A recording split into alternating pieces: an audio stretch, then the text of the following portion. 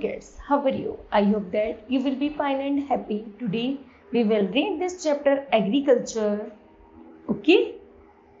Now, kids, this lesson is start now. Agriculture is the process of the cultivation the soil. Agriculture जो होता है वो जो soil की प्रोसेसिंग पर डिपेंड होता है, अर्थात जो हमारी कृषि की जाती है वो सॉइल में मिट्टी में की जाती है। Growing and the harvesting crops, जो भी फसलों को उगाया जाता है, हार्वेस्टिंग की जाती है फसलों की, and raising livestocks only depend on soil. The word agriculture is the combination of the Latin word ager. Ager mean field and culture mean with to cultivate. Okay, so the process including multiple practice like growing crops, rearing animals for dairy and the meat, poultry, farming and sometimes rearing fish in ponds are called agriculture. अर्थात कृषि वह है, कृषि Latin भाषा से मिले दो शब्दों से मिलकर बना है। एग्री का मतलब, एग्री का मीन होता है फील्ड और कल्चर का मीन होता है टू कल्टीवेट, खेतों में उगाना है ना, खेती करना। तो क्या कहलाता है? एग्रीकल्चर कहलाता है, जिसमें हम फसलों को उगा सकते हैं, यहाँ तक कि पशुपालन भी कर सकते हैं, वो सब कृषि के भाग ही कहलाते हैं। ठीक है।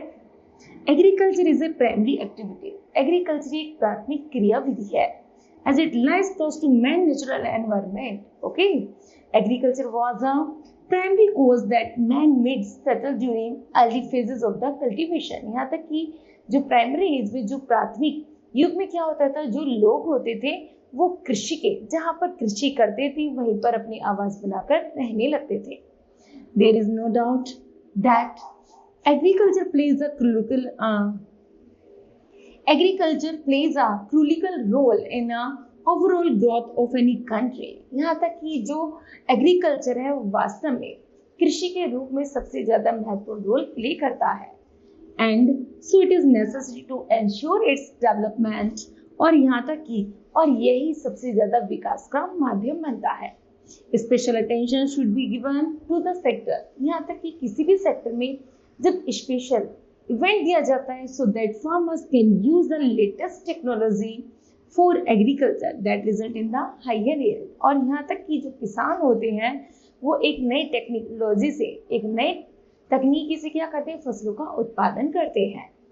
The better the agriculture, सबसे ज्यादा कृषि के क्षेत्र में जो सबसे अच्छा होता है, बेटर होता है, the higher will be the growth of the nation. यह राष्ट्र की वृद्धि पर निर्भर करता है।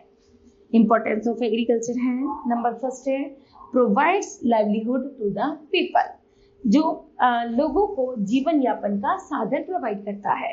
In order to satisfy the wants of a culture, जिस तरह देशों में जाना जाता है, agriculture needs to be very powerful. जो कृषि होती है वो सबसे ज्यादा शक्तिशाली होती है। In भारत में about 70% the total population depends on the agriculture, which is one of the source of the livelihood for the people, especially in the rural area. यहाँ तक कि ग्रामीण क्षेत्रों में लगभग 70% जो जनसंख्या होती है वो कृषि पर आधारित होती है। नेक्स्ट है contributes toward the national incomes. Agriculture is definitely one of the biggest sectors according to the high GDP. यहाँ तक कि कृषि के क्षेत्र में सबसे ज्यादा जो महत्वपूर्ण रोल प्ले करता है वो करता है GDP. Many countries depend on, उसमें बहुत सारे देश डिपेंडेबल होते हैं। नेक्स्ट है help in the economics development. It help in the improving the economics condition of the country. यह देश की इकोनॉमिक आर्थिक स्थिति को सुधारने में भी सबसे ज्यादा मददगार साबित होती है। Therefore, affecting the economic growth by leaves and bonds, और इसमें बहुत सारी लीव्स और बाउंडेशन जो होती है यह आर्थिक वृद्धि में सुधार करती है। आगे है offer food security. The people of a country, जो देश के जो लोग होते हैं, require food in order to fulfil their requirement, वह अपनी इच्छा के अनुसार रिक्वायरमेंट या अपनी इच्छा रखते हैं। And if the agriculture is good, यदि कृषि हमारी अच्छी होती है, it easily helps to satisfy their wants, तो वह अपनी संतुष्टि के अनुसार इच्छा उत्पन्न करते हैं। Rather than taking in from other country, जब दूसरे देशों से इसका कंपैरिजन किया जाता है, the surplus stock can there be the trade thereby getting more profits. तो जब यह इसमें जो भी प्रॉफिट्स होता है, जब वह दूसरे देशों से व्यापार करता है तो इसमें अधिक प्रॉफिट गेट होता है। So our sense of the security can be developed as the country can assure that they can accomplish the needs of the citizen। यहाँ तक कि नागरिकों की आवश्यकता के अनुसार जब सामान का उत्पादन किया जाता है और उसका आयात निर्यात किया जाता है तो किसानों को, एग्रीकल्चर को क्या होता है, मोर प्रॉफिट होता है। ओके, चलिए नेक्स्ट है importance to international trade. There are many products, यहाँ पर बहुत सारे प्रोडक्ट्स हैं which are outsourced to other countries thereby getting a higher price। जब अपने देश के प्रोडक्ट को हम दूसरे देशों को देते हैं तो एक हायर प्राइस पर देते हैं। This enforces international trade which is highly useful to the country। और यहाँ तक कि जब उसका बहुत अच्छे लेवल पर प्रयोग या महत्वपूर्ण माना जाता है। नेक्स्ट है reduce capital storage। This is one sector which requires the least amount of the money। केवल इसमें कृषि का एक ऐसा क्षेत्र है जहां पर सबसे ज्यादा धन लगता है for its development, इसके विकास में, and that is why it puts into the problem of the capital storage। यहाँ तक कि इसकी पूंजी स्टोरेज करने में भी दिक्कत परेशानी होती है। नेक्स्ट है types of agriculture practice. Number first है सब्सटेंस फार्मिंग। सब्सटेंस फार्मिंग होता है केवल जीवन निर्वाह वाली कृषि। चलिए पढ़ते हैं kids. Subsistence agriculture is the self-sufficient farming in which the farmers focus on growing enough food to feed themselves and their families। यहाँ तक कि ये जो किसान होते हैं इनमें सबसिस्टेंस फार्मिंग करते हैं। कुछ किसान वो सोचते हैं केवल इस खेत में इतनी कृषि की जाए जिसमें मेरा, मेरे बच्चों का या मेरी फैमिली का पेट भर सके। ओके, वो कोई ट्रेड के माध्यम से कृषि नहीं करते। The output is mostly for local requirement। और जो भी उसमें थोड़ा बहुत आउटपुट मिलता है वो लोकल आपसी क्षेत्र में ही उसको बांट करके निपटा देते हैं। With little or no surplus, subsistence farms usually consist of no more than a few acres। यहाँ तक कि जो जीवन निर्वाह कृषि होती है वह केवल 2 या 2 से अधिक कुछ में एकड़ जमीन में होती है। And farms technology tends to be the primitive and dependent on the monsoon lead to the low yield। यहाँ तक कि ये जो लोग होते हैं मुख्य रूप से मानसून पर निर्धारित होते हैं। यदि मानसून होगा तो उसके हिसाब से कृषि करना पसंद करते हैं। ओके, चलिए नेक्स्ट है intensive farming. Intensive farming is an agriculture intensification. जो इंटेंसिव फार्मिंग होती है वो एक अंतरराष्ट्रीय लेवल पर की जाती है। And mechanization system that aims to the maximize yields from available land through various means such as heavy use of the pesticides। यहाँ तक कि इसमें मशीनीकरण का और सबसे ज्यादा टेक्नोलॉजी का यूज किया जाता है फसलों को बोने में, उनको काटने में, उनकी निराई गुड़ाई करने में। Pesticides and the chemical fertilizer, सबसे ज्यादा जो खादों का प्रयोग और केमिकल का प्रयोग इसी खेती में किया जाता है।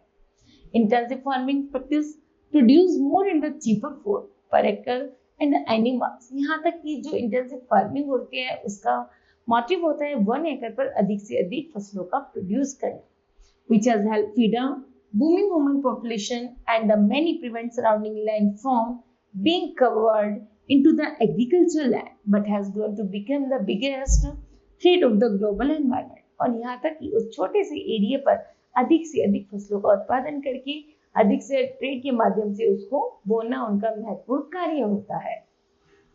जो the loss of the ecosystem, चाहे उनका इकोसिस्टम लॉस हो रहा हो, सर्विसेज लॉस हो रही हो, ग्लोबल वार्मिंग लॉस हो रही हो, कोई फर्क नहीं पड़ता उन लोगों को। The emergence of the new practice, केवल उनको न्यू पैरासाइट्स का प्रयोग करते हैं। एंड द री emergence of the parasites previously considered to be under control by the creating the condition of the practice growth and responsible for 80% of tropical deforestations। Okay, और लगभग यहाँ तक कि वह उस जमीन पर कुछ सालों खेती करने के बाद लगभग जब उस जमीन में इतना खेत खाद का और पेस्टिसाइड्स का अर्थात केमिकल्स का यूज करते हैं तो वह जमीन बंजर हो जाती है और यहाँ तक कि 80% वह जमीन डिफॉरेस्टेशन के अंतर्गत चली जाती है। Furthermore, intensive farming kills beneficial insects and the plants, increase degrades and the depredates the very solid dependent on the create polluted runoff. यहाँ तक कि वो जो मिट्टी होती है वो बहुत अच्छे तरह से polluted हो जाती है. And the closed water system, और वह पानी को भी absorb करने में कैसी हो जाती है, सक्षम नहीं रहती. Increasing susceptibility to flooding causing the genetic erosion of the crop. और मुख्य रूप से उन्हीं क्षेत्रों में सबसे ज्यादा फ्लड का और क्रॉप इरोजन का खतरा बना रहता है. And the livestock species around the world decreases biodiversity, destroys natural habits. It also expensive as the farmer has to buy all the latest equipments. Okay, HBV seeds and the requires plenty of the labors. Such farming is practiced mainly in the भारतीय subcontinent. मुख्य रूप से सबसे ज्यादा कृषि का कार्य भारत क्षेत्र में किया, महाद्वीप में किया जाता है, भारत सब कॉन्टिनेंट में किया जाता है, चाइना में, जापान में और उसके अलावा कोरिया में भी. फिर है एक्सटेंसिव फार्मिंग. एक्सटेंसिव फार्मिंग और the extensive agriculture is an agriculture production system that use small inputs of labor, fertilizers and capital relative to the land area being farmed. यहाँ तक कि जो एक्सटेंसिव फार्मिंग होती है एक वो बड़े स्केल पर खेती करने का तरीका होता है जिसमें छोटे छोटे लेबर्स, छोटे छोटे इनपुट्स पर लेबर को रख लेना, फर्टिलाइजर्स को, कैपिटल को, रिलेटिव्स को आदि को यूज करके उनका एक बड़ी छोटे छोटे जो भी हमारे रिलेटिव्स की लैंड होती है उनको भी मिला करके एक बड़ी जमीन बना लेते हैं, है ना, उसका एकड़ का दायरा बढ़ा लेते हैं और उस पर मैकेनाइजेशन करके उसको अच्छे से प्रोटेक्शन करते हैं. Okay, extensive farming most commonly refers to sheep and the cattle farming in the area with low agriculture. यहाँ तक कि जो एक्सटेंसिव फार्मिंग होती है मुख्य रूप से शीप और कैटल फार्मिंग एरिया द्वारा की जाती है विद लो एग्रीकल्चर प्रोडक्टिविटी, जिसमें कम से कम उत्पादन किया जाता है. But can also refer to the large scale, जब हमें एक बड़ी मात्रा में, बड़े पैमाने पर गेहूं का, बैरली का, कुकिंग ऑयल्स का और अदर ग्रेन्स का प्रोडक्शन करना होता है लाइक द मरी डाइलिंग बेसिन. ओके, तो हम एक बहुत अच्छे ढंग से उसको प्रोडक्ट करते हैं. The nature of the extensive farming means it requires less rainfall than intensive farming. यहाँ तक इंटेंसिव फार्मिंग की तरह हम मानसून पर या बारिश पर डिपेंड नहीं रहते. The farm is usually large in the comparison with the numerous working and the money spent on it. It is practised in country like USA, Canada and Australia. Okay, चलिए. Extensive farming has a number of advantages over intensive farming. Number first है less labor per unit area is required in farm large areas, especially since expensive alternations to land like terrains and the completely absent. Number second है mechanization can be used more effectively over large flat area. Number next है greater efficiency of labor means generally lower product prices. Next है animal welfare is generally improved because animals are not kept in shifting condition. Next है lower requirements of the inputs such as fertilizer. If animals are grazed, यदि animal grazed करते हैं on pasture native to the locality, there is less likelihood of the problems with exotic species. Okay, चलिए next है local environment and soil are not damaged by the overuses of chemicals. यदि हम chemical का अधिक से अधिक use करेंगे तो हमारा जो एनवायरमेंट है, सॉइल है, वो डिस्ट्रॉय या वो नष्ट हो जाएगी. ओके, चलिए the use of the machinery, the use of the machinery and the scientific method of farming products produce a large quantity of crops. Okay, चलिए next है extensive farming can have the following problems. Number first है yield tend to be much lower than with intensive farming in the short term. Next है large land requirements limit the habitat of wild species. चलिए आगे बढ़ते हैं. Shifting farming क्या है? In shifting agriculture आप plot of land जो shifting agriculture होती है वो लैंड का क्या होता है, एक प्लॉट होता है, बुना होता है, इज क्लियर, उसको जमीन को क्या करते हैं, साफ करते हैं, and cultivated for a short period of time, और उसको कल्टीवेट करते हैं थोड़े समय के लिए, ठीक है, उनका अंतराल बहुत छोटा होता है। Then it is abandoned and allowed to revert to its natural vegetation, इसी को हम प्राकृतिक वनस्पति कहते हैं। While the cultivator moves on the another plot, जब अन्य रूप से कल्टीवेट करके दूसरी तरीके से इसको बुना, मतलब उसको साफ सफाई की जाती है, the period of the cultivation is usually terminated when the soil shows signs of exhaustion और more commonly when the field is over, जब फील्ड खेत जब ओवर होता है, रन बाय वीड्स द्वारा, the length of the time, जो भी समय का लेंथ अंतराल होता है, that a field is cultivated, और जब उसको एक समय के अंतराल के बाद वो जमीन बेकार हो जाती है तो उस जमीन को छोड़ दिया जाता है, फिर अदर पार्ट लिया जाता है, उसको साफ किया जाता है और उस पर कल्टीवेशन की जाती है। Okay, usually shorter than the period over which the land is allowed to the regenerated by the lying fallow। Okay, उसी को हम क्या कहते हैं, शिफ्टिंग फार्मिंग कहते हैं। आगे है वो land clearing system of the shifting agriculture is the slash and burn method. सबसे पहले जब शिफ्टिंग एग्रीकल्चर की जाती है, सबसे पहले खेतों को या वनों को काट करके साफ किया जाता है और उनको जला दिया जाता है। तो ये सबसे पहला रूल्स है, काटना और जलाना। which leaves only stumps and the last trees in the field after the standing vegetation has been cut down and burned। यहाँ तक कि छोटी मोटी घास या पेड़ होते हैं उन्हें काट दिया जाता है और उनको साफ सफाई कर दी जाती है। Its ashes enriching the soil, और जो उसकी राख होती है उसे मिट्टी में मिला दी जाती है। Cultivation of the earth after clearing is usually, यहाँ तक कि पृथ्वी पर उस क्षेत्र को साफ करने के बाद accomplished by hoe और the digging stick and not by plow, तो यहाँ तक कि उसे जोता नहीं जाता बल्कि उसे फावड़े के द्वारा उसको खोदकर छोड़ दिया जाता है।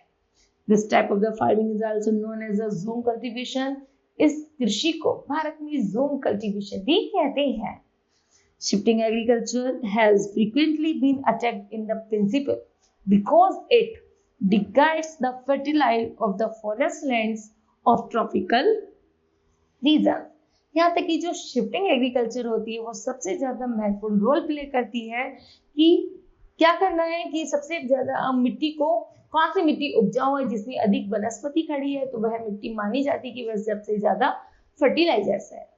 Shifting agriculture is the adaptations to tropical soil condition in region. यहाँ तक कि जो शिफ्टिंग एग्रीकल्चर होती है वो एक तरीके से जलवायु से अडॉप्ट होने वाली एग्रीकल्चर है। वे आर लॉन्ग टर्म, जो एक लंबे समय तक चलती है। थोड़ा continued cultivation of the same field, यदि एक ही खेत में हम लगातार खेती करते रहेंगे विदाउट एडवांस टेक्निक्स, बिना एडवांस टेक्निक्स के इन सच एनवायरनमेंट, तो ऐसी परिस्थिति में पर्यावरण क्या करता है, it may be preferable to the cultivate a field for a short period, तो उस खेत की जो उर्वरा शक्ति होती है वो धीरे धीरे कम होती चली जाती है और वह खेत पर केवल हम थोड़े समय तक ही खेती कर पाते हैं। And then abandon it before the soil is completely excluded of the nutrients, और एक दिन पूरी तरह से मिट्टी के जो न्यूट्रिएंट्स होते हैं वो पूरी तरह से खत्म हो जाते हैं। It is practised in area like, सबसे ज्यादा ये माना जाता है जैसे लाइक अमेजन बेसिन में, ज़ेरी बेसिन में, इंडोनेशिया में, मलेशिया में और अदर फॉरेस्ट में, एरिया विद द ट्रॉपिक्स ना। चलिए नेक्स्ट है major crops. Crop is the total collected, जो फसलें हैं वो क्या है, टोटली कलेक्टेड अमाउंट है of a plant such as a green fruit और वेजिटेबल ग्रोथ में इन लार्ज अमाउंट्स में। The two major types of the crops are, number first है food crops. The crops primarily grown for providing food for people are known as food crops। जो food crops होती है मुख्य रूप से जब उनको बोया जाता है खाने के उद्देश्य से, they are meant for human consumption, तो वह मानव की उपयोगिता के अनुसार जब उनको बोया जाता है जिन फसलों को, उसी को फूड क्रॉप्स कहते हैं। फूड क्रॉप्स इंक्लूड में है, number first cereals like rice, wheat, maize, barley. Millets like में है jowar, ragi and bajra. Pulses like me, gram, tur, moong, and the masoor.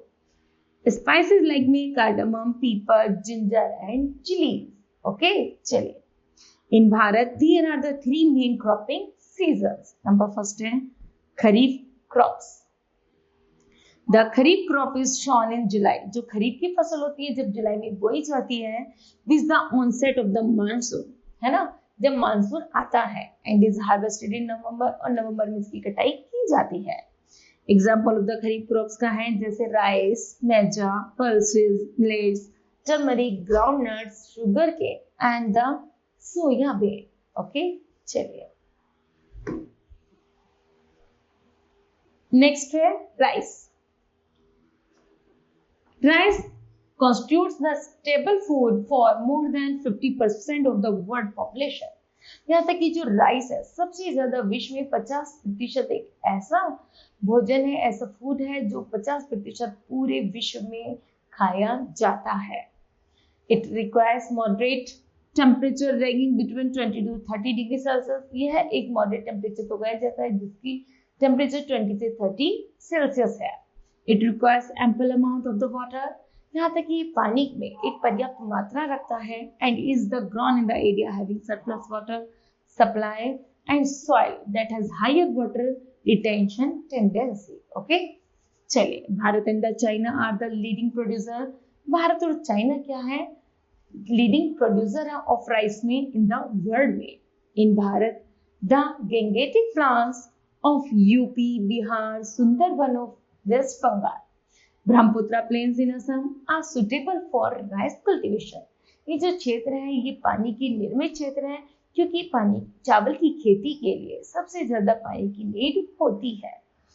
But the leading rice producing state of the Bharat and Punjab and Haryana, सबसे ज्यादा भारत में जो state है जहां पर चावल कल्टीवेशन किया जाता है वो पंजाब और हरियाणा है. नेक्स्ट है rabi crop. The rabi crop is winter crop. Rabi की जो फसल होती है वो एक सर्दियों की फसल होती है विच इज ग्रोन इन अक्टूबर, जिसे अक्टूबर में बोया जाता है और हार्वेस्टिंग की जाती है फरवरी में. Example of the rabi crop included है wheat, barley, peas, sesame and mustard. Next है wheat. Wheat is the cereal crop. Wheat एक cereal crop है belonging to a grass family से. It is suitable for temperate region and the grow well in the cool climate. यहाँ तक कि इसके लिए temperate region चाहिए और कूल क्लाइमेट चाहिए. The temperature at the time of the being sown, जब फसल को बोने का समय होता है तो लगभग वहां का टेम्परेचर 10 से 50 डिग्री सेल्सियस के मिड होना चाहिए and requires a temperature between 20 से 25 डिग्री सेल्सियस होना चाहिए. ओके, चलिए wheat is the staple food of the Bharat. Bharat में सबसे ज्यादा जो खाद्यान्न की पूर्ति करता है वो करता है गेहूं and second only is rice, और दूसरे नंबर पे आता है rice. In Bharat the leading producer of the wheat is Uttar Pradesh along with the Punjab and Haryana. सबसे ज्यादा उत्तर प्रदेश में गेहूं और पंजाब और हरियाणा से भी, पंजाब और हरियाणा में अधिक गेहूं along with the Punjab and Haryana. Punjab और हरियाणा की अपेक्षा उत्तर प्रदेश में अधिक गेहूं उत्पादित किया जाता है. That accounts for more than 60% of the total producer. यह अकेला ही 60% wheat का उत्पादन करता है.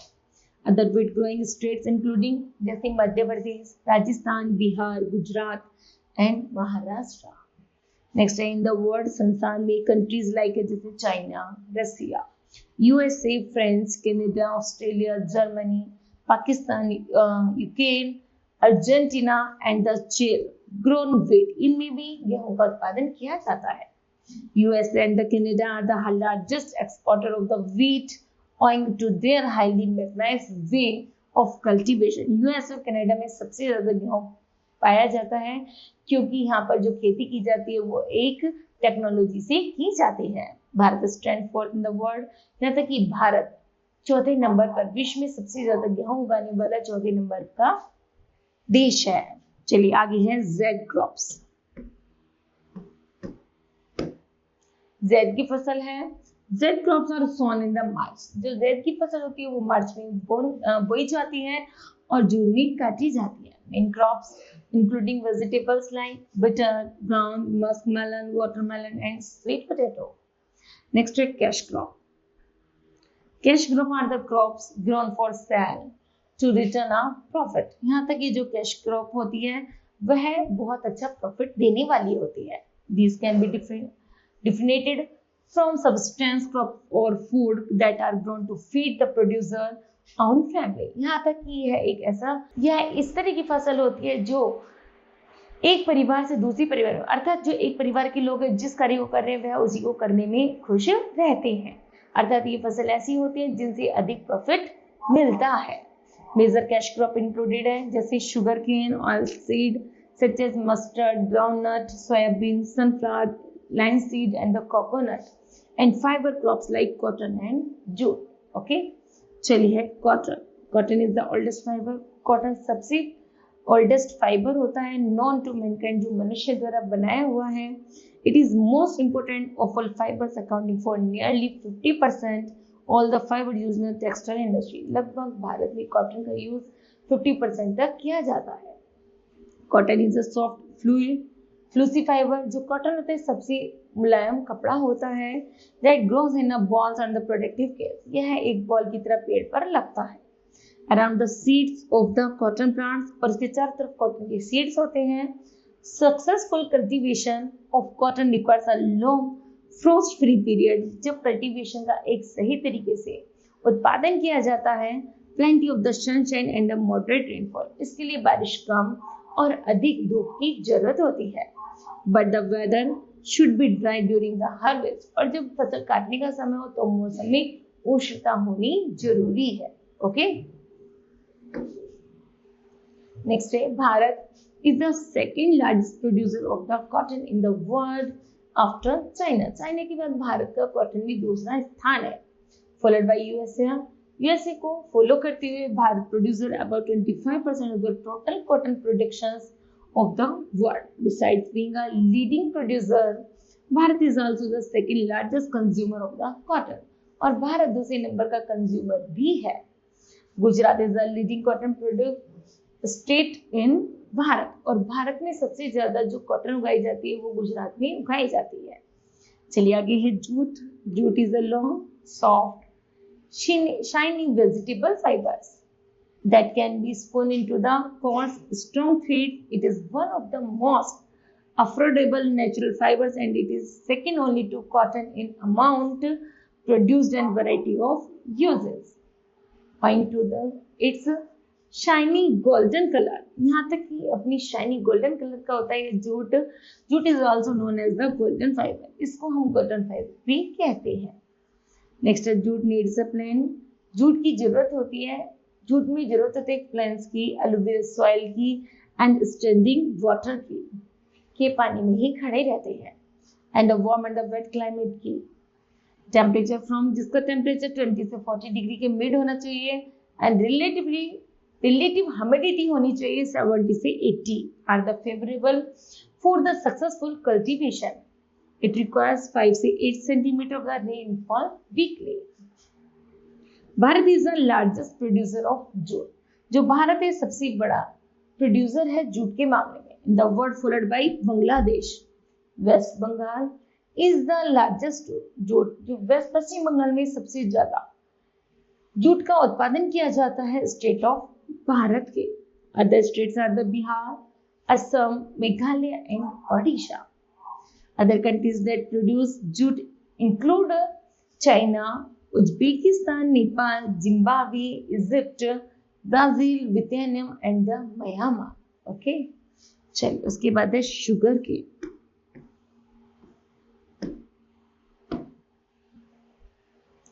Sugar cane is a member of the grass family. जो शुगर केन है वह भी एक घास की फैमिली का ही मेंबर है. Which is native to the warm temperature. उसके लिए भी वार्म टेम्परेचर की नीड होती है एंड ट्रॉपिकल रीजन की ऑफ साउथ में. Asia and it is use for sugar production. Asia में, साउथ एशिया में जब शुगर का प्रोडक्शन किया जाता है, it has short joint fabulous stalk and the plant is 12 से 6 m टॉल. यहाँ तक कि जो गन्ने की मीटर होती है वो 2 से 6 मीटर ऊंचे हो जाते हैं. The sugar cane juice is use for the production of the molasses, jaggery गुड़, एथेनॉल, इंडस्ट्रीज अल्कोहल। यहाँ तक कि जो शुगर केन से जूस निकाला जाता है और उसके जूस से बहुत सारी प्रोडक्शन भी या बहुत सारी इंडस्ट्री को चलाया जाता है, लाइक जैसे मोलेसिस के, जगरी गुड़ के, या फिर एथेनॉल के, या फिर अल्कोहल के। The crust fiber that remains behind is known as the bagages, and it is used for the manufacturing of the paper and the fiber boards. Okay, चलिए, Bharat was the first country to cultivate sugar around 327 BCE. The Persian and the Greeks later introduced to the world. Bharat is second largest country to produce sugarcane after Brazil. Brazil के बाद भारत का दूसरा number है गन्ना उत्पादन में। In Bharat there are the two district regions हैं, जैसे north and the south. The producer sugar cane है Punjab, Haryana, Uttarakhand, Uttar Pradesh and Bihar are the leading producer. In the north में है जैसे Maharashtra, Karnataka, Tamil Nadu, Telangana and Andhra Pradesh are the major producer in the south. चले, in the world में है countries like China, Thailand, Pakistan, Mexico and Indonesia are the important sugar cane producing countries. Next है commercial farming. In commercial farming crops are grown and animals are reared for sale in the market. Example है for commercial purpose है। Commercial farming can be broadly classified into the three categories. Number first, commercial grain farming, number second mixed farming, and number third है plantation farming. Okay, चलिए next है in commercial farming the area cultivated and the amount of the capital invested is large and most of the work is done by machines. Plantation farming है। Plantation are the types of the commercial farming system where single crops of the tea, coffee, sugar cane, cashew, rubber, banana or cotton is grown. It requires a large amount of labor and capital. The produce may be produced on the farms itself or in nearby factories. Okay, पास की factory में जब इनका product किया जाता है। Developed transportation network is essential for such farming. Okay, चलिए major plantation are found. जो major plantation है वो फाउंड की जाती है in the tropical region of the world, जैसे rubber in Malaysia, coffee in Brazil, tea in Bharat and Sri Lanka. ठीक है, चलिए rubber is an elastic solid material. जो रबर है वो एक इलास्टिक सॉलिड मटेरियल है, retard from latex of the many tropical trees से मिलकर बनी है। Rubber is use for many purpose. Rubber का यूज जो किया जाता है मैनी पर्पज में किया जाता है, विच में इंक्लूड रेजर्स, जिसका यूज रेजर्स में, टायर्स में, ट्यूब्स में एंड इंडस्ट्रीज प्रोडक्ट्स में किया जाता है। Rubber tree basically grows up to 30 metre height in the biggest age 6 to 7 year. Okay, इसे बोने में लगभग 6 से 7 साल का समय लग जाता है। द रबर प्लांटेशन जो रिक्वायर्स होती है हैव एंड वेल डिस्ट्रीब्यूटेड होती है। Rainfall of 20 centimetre to 30 centimetre, having humidity about 75। The best growing temperature for rubber plant is from 20 से 35 डिग्री सेल्सियस। रबर के पेड़ को उत्पादन करने के लिए 20 से 35 डिग्री टेम्परेचर होना चाहिए। Freezing temperature will halt the growth of the rubber plants and the strong winds are unsuitable. यहाँ तक कि ज़्यादा सर्दी और तेज हवा और बारिश इसके लिए अनसुटेबल माने जाते हैं। It requires at least 5 to 6 hours of the sunlight. इसमें केवल 5 से 6 घंटे की धूप की जरूरत होती है। It requires highly deep weathered soil which consists of the laterite soil. It grows best in the well-drained produce soil. June to July is the best time for its plantation. June और जुलाई क्या होती है? Plantation की need होती है। When 93% of the total world productions, Asia continues to dominate the rubber supply. जो Asia है सबसे ज़्यादा रबर को डोमिनेट मतलब रबड़ को उत्पादन करने में सबसे ज्यादा महत्वपूर्ण स्थान है।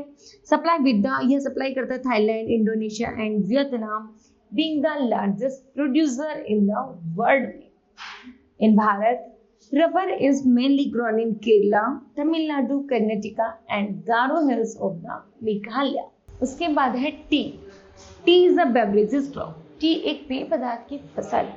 इट रिक्वायर्स कूल क्लाइमेट, इसके लिए कूल क्लाइमेट की नीड होती है, and well distributed high rainfall की थ्रू आउट द ईयर, पूरे साल, from the growth of the tender leaves, क्योंकि इसकी जो पत्तियां होती है वो उनमें जन्म लेती है। Sri Lanka, China, Bharat, Japan, Indonesia and Bangladesh are the major producer of tea. In Bharat, tea is grown in the hill slopes of the Assam and Nilgiris. West Bengal and Assam are the largest tea producing state in Bharat. Okay, चलिए आगे है coffee. Coffee plantation requires warm and the wet climate and well drainage loamy soil. Hill slopes are the favorable for the coffee plantations. Brazil, Colombia, Indonesia, Mexico are the major coffee producing nations, with Brazil being the largest producer of coffee. Although Bharat is not a major coffee producer, some states in South Bharat like Karnataka, Kerala and Tamil Nadu produce coffee. Okay, चलिए next है green revolution, हरित क्रांति। The green revolution refers to a set of the research and development of the technology transfer initiatives that increase agriculture production worldwide। यहाँ तक कि जो हरित क्रांति है वो सबसे ज्यादा रेफर करती है किसके लिए, एक कृषि के क्षेत्र में विकास और उसको एक सही मायने में बताने के लिए। ठीक है, मेन हरित क्रांति ने कृषि के क्षेत्र में एक ऐसा विकास किया है, उसमें ऐसी बहुत सारे रूल्स, रेगुलेशन और टेक्नोलॉजी को जोड़ा है जिससे हमारी कृषि और भी अधिक प्रोडक्शन करने लगी है। The green revolution in the Bharat, Bharat में जब हरित क्रांति की शुरुआत की गई, was a period when agriculture in Bharat increase its scale. तो भारत में जो कृषि की क्षेत्र का दायरा था वो धीरे धीरे उसका प्रोडक्शन बढ़ने लगा due to the improved agronomic technology. It started in Bharat, जब भारत में जल्दी इसकी शुरुआत की गई 1960 सेंचुरी में, led to increase the food grain, और अनाज के साधनों पर टेक्नोलॉजी का प्रयोग करके जब उसका कल्टीवेट किया गया तो उसमें अधिक से अधिक फसलों को इंक्रीज किया गया। Production specially in the Punjab, Haryana, Uttar Pradesh during the early phases.